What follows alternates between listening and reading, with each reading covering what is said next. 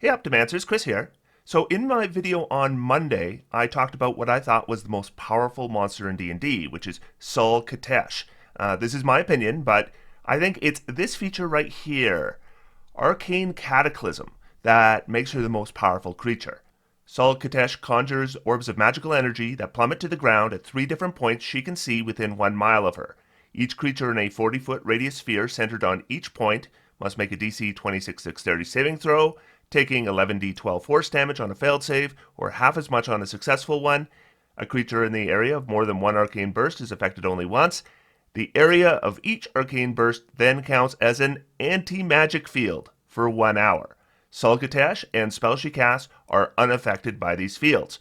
Now, Sul Khatesh is reasonably powerful without this feature, but with this feature, I figure it makes her the most powerful monster in the game, because she does have good armor class, lots of hit points, she flies with hover, and she has damage immunities to bludgeoning, piercing, and slashing damage from non-magical attacks.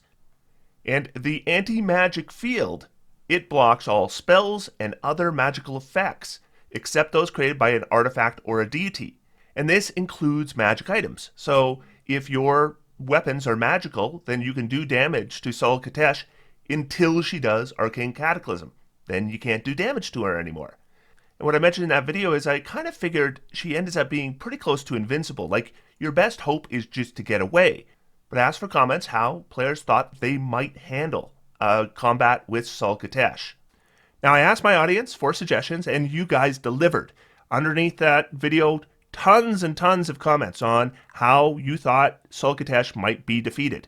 And what I want to do is address some of those ideas, especially the ones that came up over and over again, and talk about, there's some of them I think might work, there's some of them I think probably aren't going to work, and there's others I think might very well be the answer. And I came up with an idea of my own that I thought really might be the nail in the coffin on Sul Khatesh. So I want to talk about those today. So here's the map I showed in the video. I also showed just a wide open space, but most of the time maps have features. So this is where we might end up facing Sul Khatesh. So Sul Khatesh is right here, and then we have 4 party members. Now, if she uses Arcane Cataclysm, there will be anti-magic on this entire map. In fact, the anti-magic would go out to, I've just marked it off, up here at the top, these lines would indicate the end of the anti-magic field. So in order to get out of anti-magic, these characters would have to get all the way out to here. So let's talk about some of the suggestions I was given. I think the solution would be an anti-magic field of your own. As per the spell's description, multiple anti-magic fields do not disable each other. Sul may have an exception from the effect of her own anti-magic field, but she can still be affected by another one. Most of her features don't work in an anti-magic field. Even her attacks are a ranged spell attack and a magic staff. Also, she has poor athleticism and acrobatic skills, and she is not immune to being grappled. A grappler with a flying race, Heron Gone and or Monk Dip for the Step of the Wind, has a chance to get her while she's flying. Okay, so would that work? What about doing an anti-magic field of your own? Well, it's an interesting idea. Well, if we look at Sage Advice, we have a question. Is the breath weapon of a dragon magical?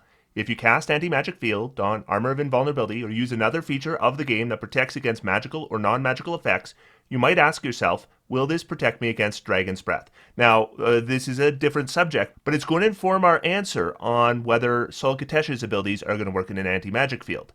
The breath weapon of a typical dragon isn't considered magical, so Anti-Magic Field won't help you, but Armor of Invulnerability will. You might be thinking, dragons seem pretty magical to me, and yes, they are extraordinary.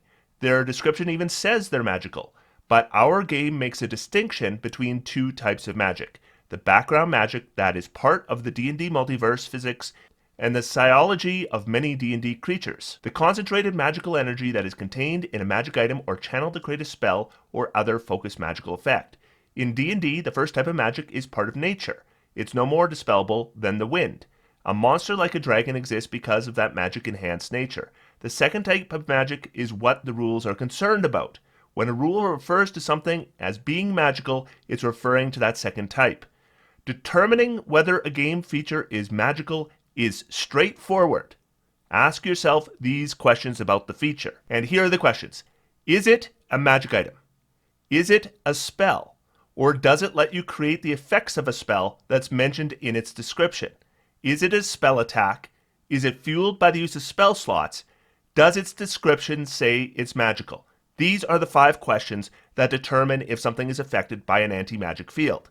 If your answer to any of those questions is yes, the feature is magical.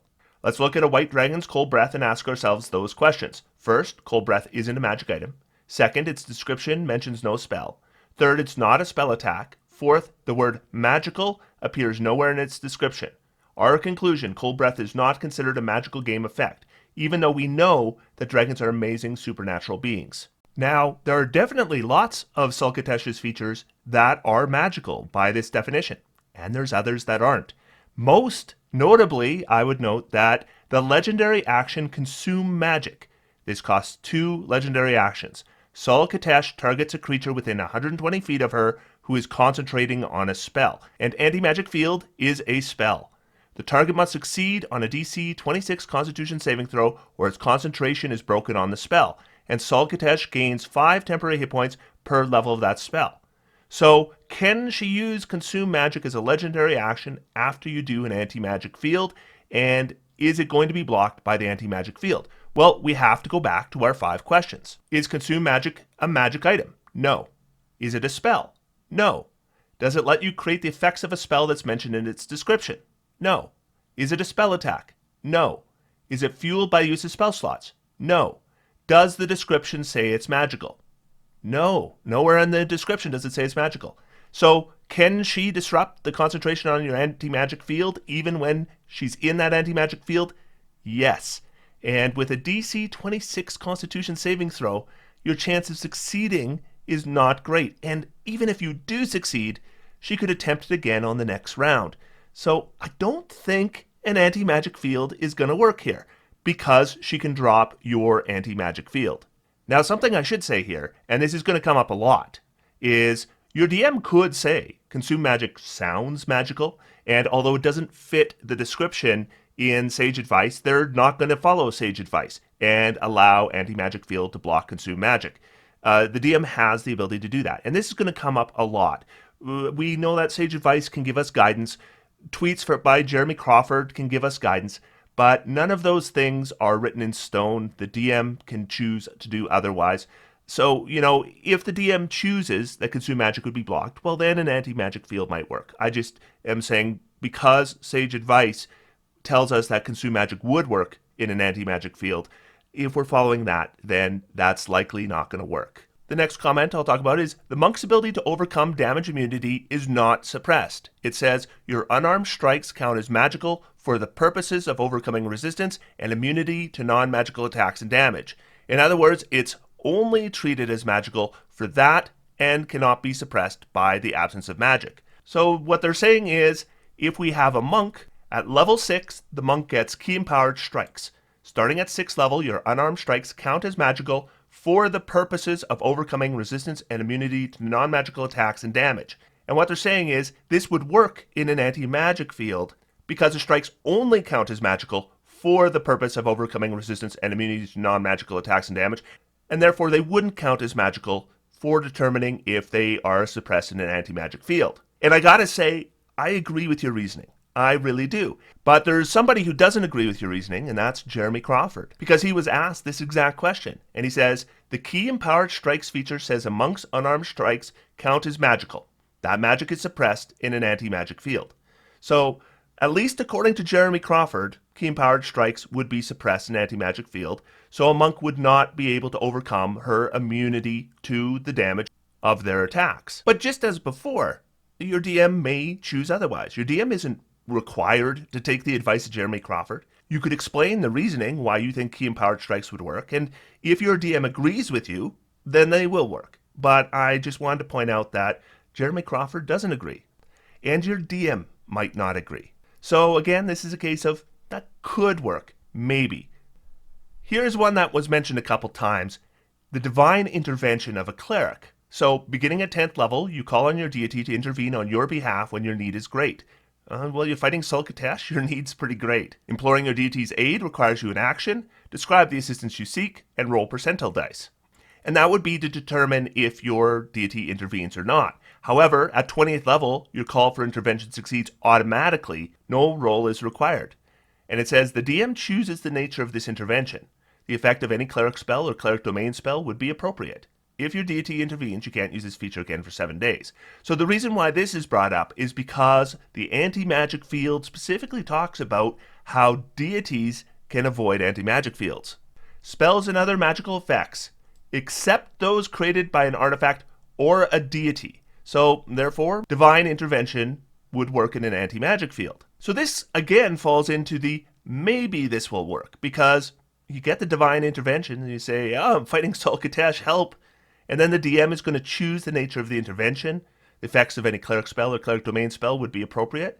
And I'm not sure what they would choose that is going to defeat Sul Khatesh, but they aren't limited to just spells of the cleric spell list. They could have anything occur. So maybe that would work. Though one spell generally isn't going to beat Sul Khatesh for the most part.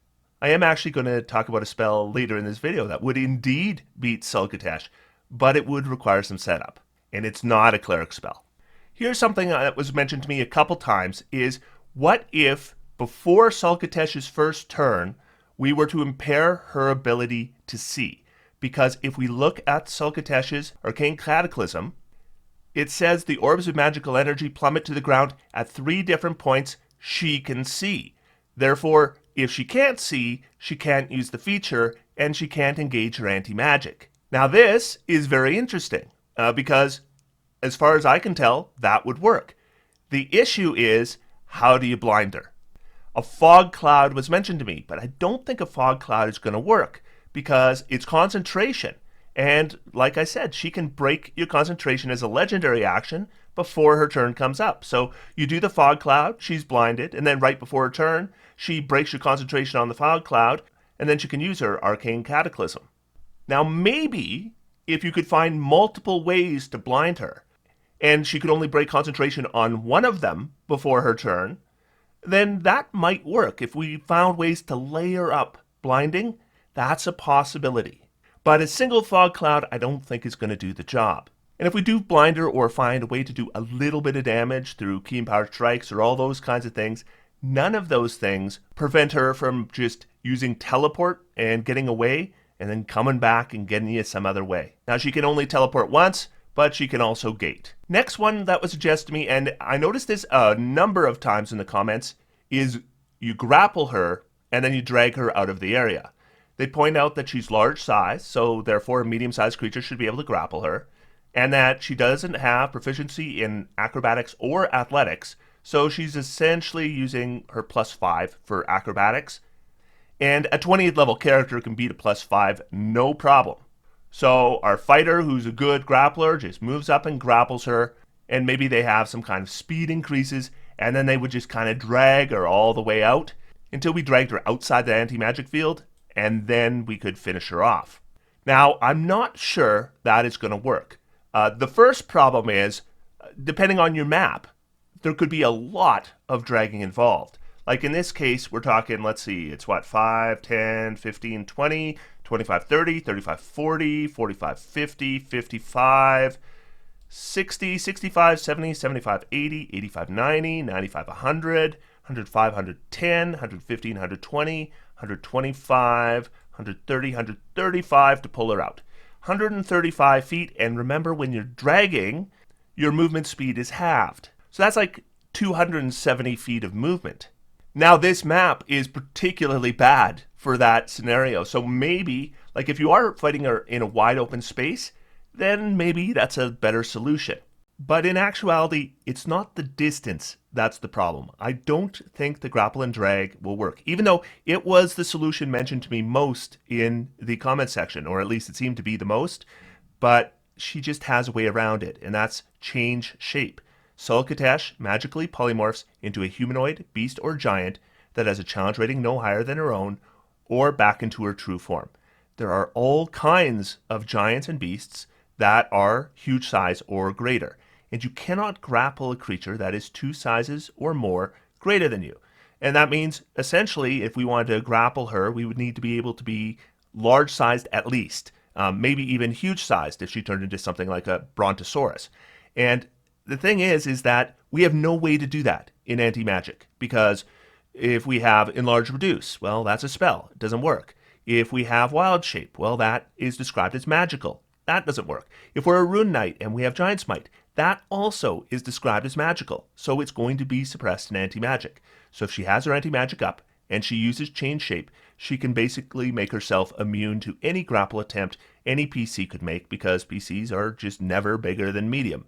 So yeah, I just don't see how that's going to work unless you can find a non-magical way to make yourself bigger, and I am unaware of any. Next thing that was mentioned to me is, what if you have artifacts? Spells and other magical effects, except those created by an artifact, means that artifact-created spells or other magical effects would work in an anti-magic field. So if we had an artifact that's a weapon, well then it being treated as magical is a magical effect, and any spells it created would be those created by an artifact. So it should be okay.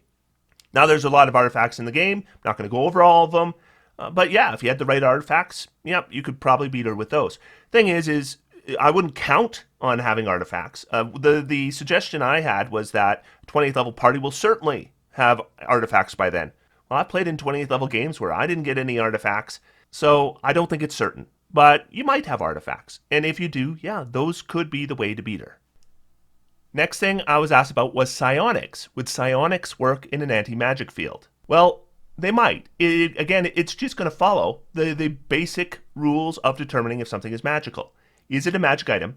Is it a spell? Or does it let you create the effects of a spell that's mentioned in its description? Is it a spell attack? Is it fueled by the use of spell slots? Does the description say it's magical?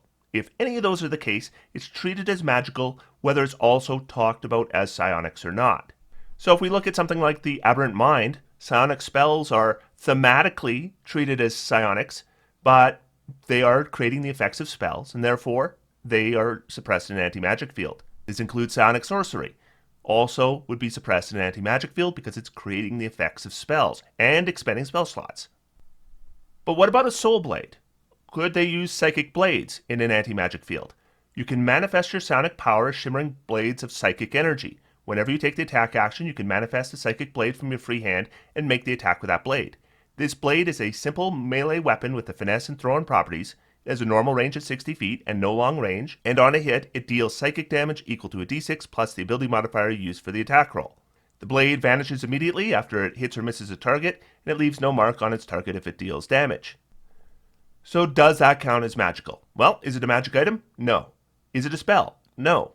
Does it allow you to create the effects of a spell? No. Is it a spell attack? No, it's a weapon attack. Is it fueled by the use of spell slots? Nope. Does the description say it's magical? I just looked. No, it doesn't. So yes, if you had soul knives, they could do damage to Sul Khatesh. And Sul Khatesh is neither resistant nor immune to psychic damage. So that would be a way to damage Sul Khatesh. So would this defeat Sul Khatesh? Well, that I'm a little less certain about. I think Sul Khatesh is going to be pretty hard for a soul knife to beat. And it was mentioned to me as well about Paladin Smites. Would Paladin Smites work in an anti-magic field? Well, they don't, because they're fueled by spell slots. And we're told that if they're fueled by spell slots, it's therefore magical. However, Improved Divine Smite, which you get at level 11 in Paladin, is not fueled by spell slots. So you could do a d8 of radiant damage when we hit, but these both suffer the same problem. So yes, they can work in an anti-magic field, but are they good enough to beat Sul Khatesh? I don't know. Maybe. But, again, this is not a certain way to victory, but it does give us a way to at least do damage to her. So they might work. Now, one thing that was mentioned a lot in the comments section was Moon Druids. Moon Druids are really powerful at level 20, but it doesn't work. Big thing here is you can't Wild Shape. Because Wild Shape says you can use your action to magically assume the shape of a beast, so it doesn't work in anti-magic. Never mind the fact that their magical attacks in Wild Shape probably don't work either, at least if we follow Jeremy Crawford's advice, but it doesn't matter because we can't Wild Shape in the first place. So yeah, Moon Druids are really good at level 20, but not good against Sul Khatesh. The next suggestion I had was casting the Wish spell. And the idea was that we would cast the Wish spell, and our wish would be, I wish that we weren't affected by Sul Khatesh's anti-magic field. Now, the first problem with Wish is that you can't cast it in an anti-magic field. So we would either need to cast it before encountering Sul Khatesh, or win initiative against Sul Khatesh, and that could work, and then wish for not being affected by anti-magic. Now, the basic use of Wish is to duplicate any spell of 8th level or lower, and no spell of 8th level or lower is making you immune to anti-magic. However, there is a list of other possible wishes we might make, and one of them is you grant up to 10 creatures you can see immunity to a single spell or other magical effect for 8 hours. So we could say that, it's definitely a magical effect, Sul Khatesh's Arcane Cataclysm, because it references a spell, Anti-Magic Field. Now, there are consequences of Wish for using it, other than to duplicate a spell of 8th level or lower, but I think this suggestion could work. We would have to either win initiative or cast it before combat begins, otherwise we can't cast Wish in the anti-magic field. Or if we found a way to get out of the anti-magic field, then potentially we could cast it at that point, but that might not be so easy. And the main thing is, of course, we have to face the consequences of casting Wish other than to duplicate a spell of 8th level or lower. Those are pretty serious consequences. So it's not a fantastic solution, but I do think it could work. Now, the next suggestion I had for defeating Sul Khatesh was 4 Chronurgy Wizards. And I think the idea behind this is that they have an ability called Convergent Future. You can peer through possible futures and magically pull one of them into events around you, ensuring a particular outcome. When you or a creature you can see within 60 feet of you makes an attack roll, an ability check, or a saving throw, you can use your reaction to ignore the die roll and decide whether the number rolled is the minimum needed to succeed or one less than that number. When you use this feature, you gain 1 level of exhaustion. Only by finishing a long rest can you remove a level of exhaustion gained this way. So I think the idea that they were suggesting was, if you have 4 Chronurgy Wizards, they could all target her with a spell, and although she would probably succeed on the saving throw of the spell, they could use Convergent Future to turn that success into a failure. Then, of course, she would use a Legendary Resistance to succeed anyway, and I am reasonably confident that Legendary Resistance is going to override Convergent Future, but then she's used the Legendary Resistance. So if you had 4 Chronurgy Wizards and they all beat her on initiative, then maybe the 4th caster could get a spell off that she wouldn't save against. And I think the idea was that maybe there's some kind of spell they could cast where if she failed her save, they'd automatically defeat her. I'm not certain that's the case. However, I do think there's enough here that we can come up with a way to absolutely defeat Sul Khatesh. But I should address the elephant in the room. Chronurgy Wizards are from the Wildmount supplement. Well, Sul Khatesh is from the Eberron supplement. So technically speaking, Chronurgy Wizards and Sul Khatesh shouldn't exist in the same campaign world unless it's homebrew. But assuming we could use Chronurgy Wizards, I think we can defeat Sul Khatesh, and I think we can defeat her permanently. I think we can defeat her way more than like a soul knife. Yeah, we found ways to do damage to Sul Khatesh. But remember that Sul Khatesh has an immortal nature. So even if you find a way to do damage to her, then you still have to defeat her. And even if you defeat her, once you get her to 0 hit points, then immortal nature comes into play, and upon its death, it reforms elsewhere in the multiverse and becomes active again at a time set by the DM. Well, I think I've found a way that we can defeat Sul Khatesh and defeat her permanently. It will, however, require 5 Chronurgy Wizards. Okay, so we need 5 Chronurgy Wizards, and I think we can beat Sul Khatesh. This is how we would do it. So the first thing is we want to win initiative. In fact, we have to win initiative.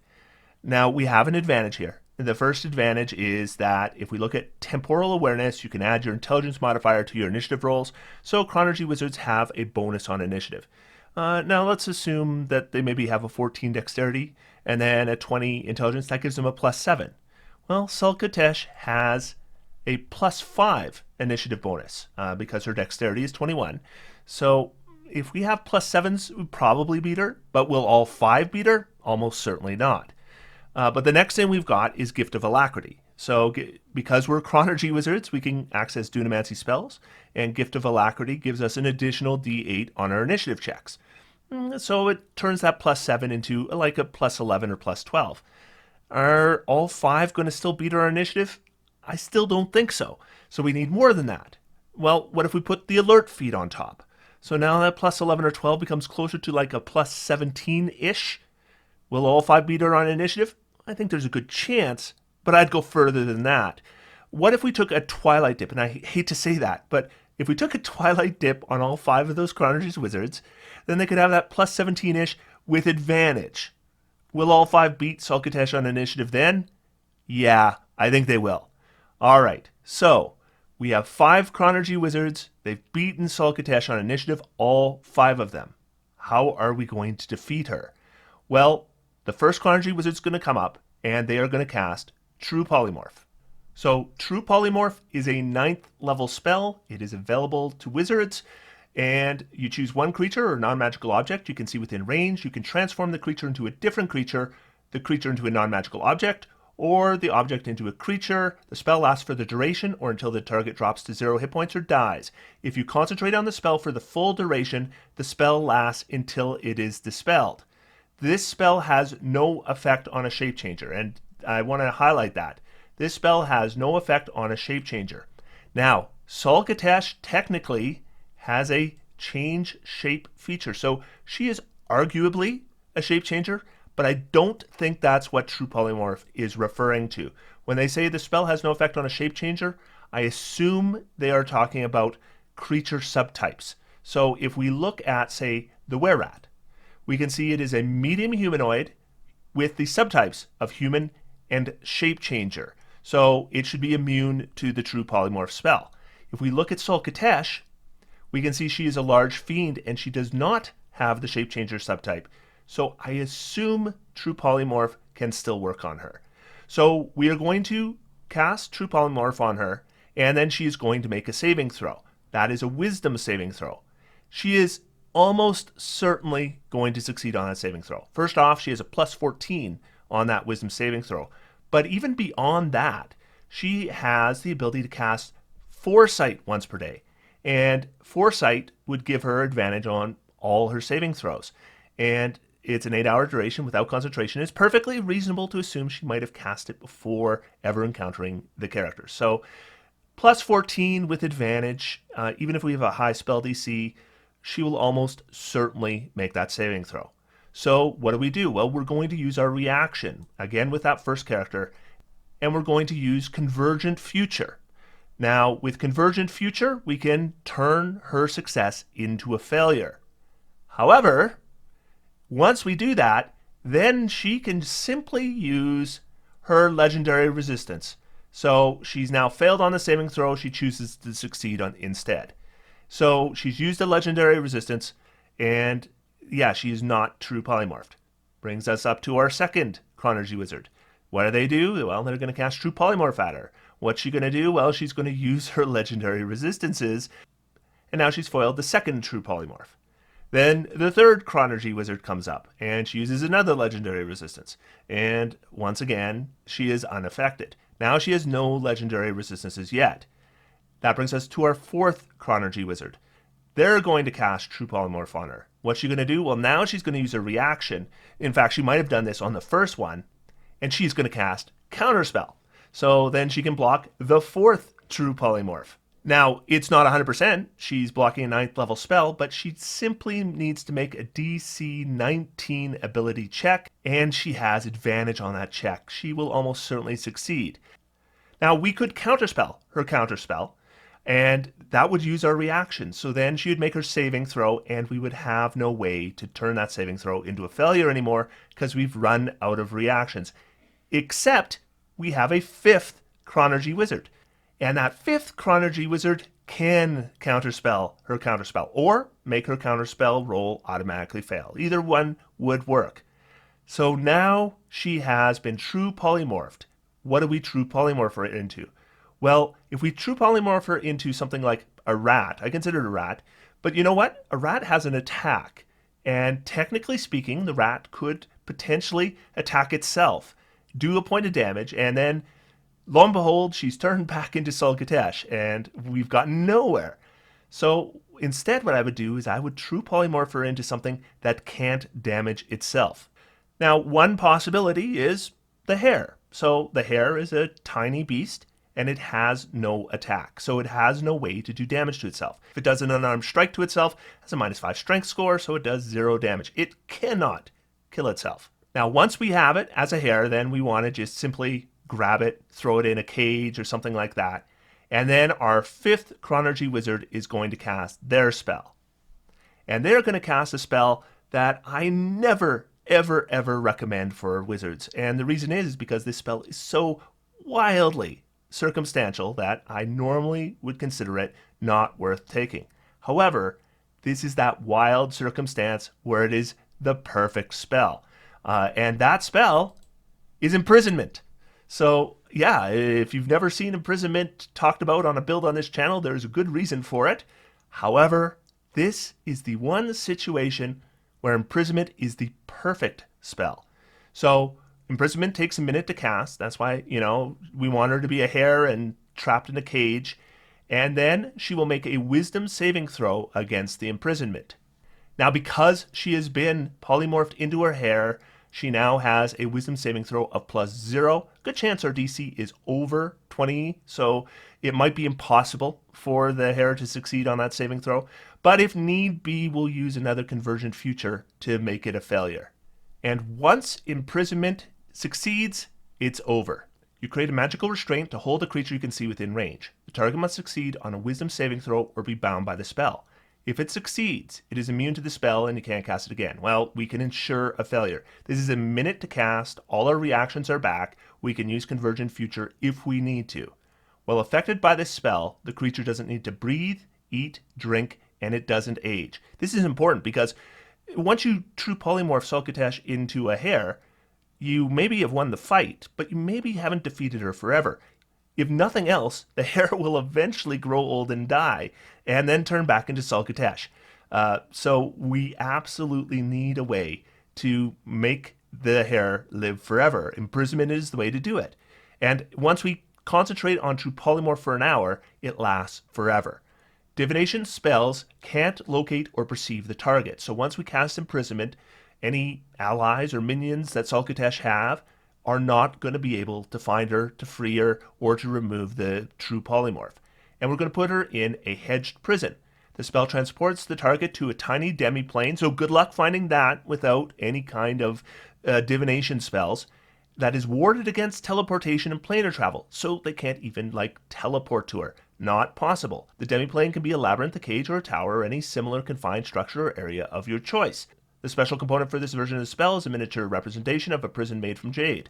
So if we cast imprisonment on Sul Khatesh after being true polymorphed into a hare permanently, then she is a hare stuck in the imprisoned demi-plane. No one can teleport to her. No one can find her with divination spells. And she cannot die. She cannot damage herself. She doesn't need to breathe, eat, or drink, and doesn't age. And why do we want this? Well, because Sul Khatesh has an immortal nature. Overlord doesn't need air, drink, food to sleep. It also can't die permanently. Upon its death, it reforms elsewhere in the multiverse and becomes active again at a time set by the DM. So if we, defeat Sul Khatesh through damage, immortal nature would come into play. But if we defeat Sul Khatesh through imprisonment, she hasn't died. And she will never die for eternity. She will be stuck in that imprisonment. And therefore, she shouldn't be reforming anywhere else in the universe. So yeah, that is the way I think we could defeat Sul Khatesh permanently. We would need 5 Chronurgy Wizards properly built with the proper spells prepared. They would all need to win initiative, which they probably would, but it's not 100% guaranteed. And then if all that came into play and Chronurgy Wizards were allowed in a campaign where you come across Sul Khatesh, all those things, and then we can defeat her. But one way or the other, I think hopefully we all agree at this point, Sul Khatesh is definitely the most powerful monster in D&D, but she is not necessarily undefeatable. Hope you enjoyed that. Otherwise, until next time, I'm going to sit back, relax, and have some fun. D&D is for everyone. Thanks, everybody, and I'll talk to you soon.